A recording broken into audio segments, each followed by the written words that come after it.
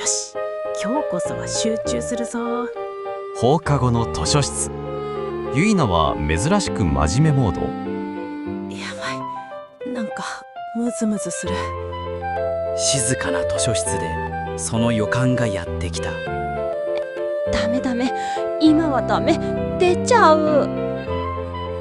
くしゅう。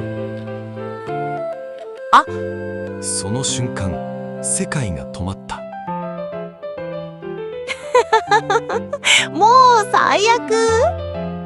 静かな午後は今日もちょっぴりにぎやかに。